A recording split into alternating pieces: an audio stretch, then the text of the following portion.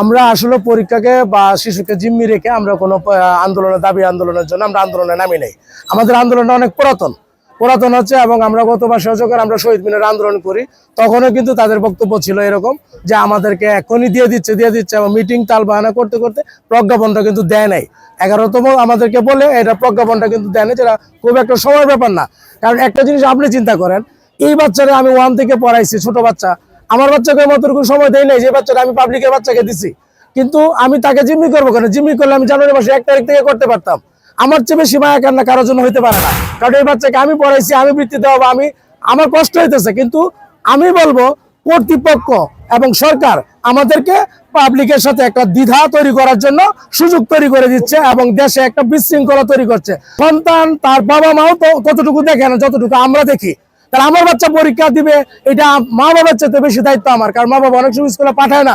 আমি টিচার যাই বাড়ি থেকে তাকে নিয়ে আসি আমি পরীক্ষা দেওয়াই। তা আমার চেয়ে বেশি যদি মায়া কেউ দেখাইতে যায়, তাহলে এটা মানে মায়া কান্না হয় না, এটা একটু মায়া কান্নাই হয়। আর আমি বলবো সরকার এটাকে প্রতিপক্ষ তৈরি করতেছে এবং দেশে বিশৃঙ্খলা তৈরি করে, হয়তো কোনো মহল এটা সুবিধা নিবে এই জন্য, কিন্তু আমরা বিশৃঙ্খলা চাচ্ছি না। আমরা সন্তানের পরীক্ষার দিকেই চাচ্ছি, তবে আমাদের দাবিটা মেনে নেওয়া হোক।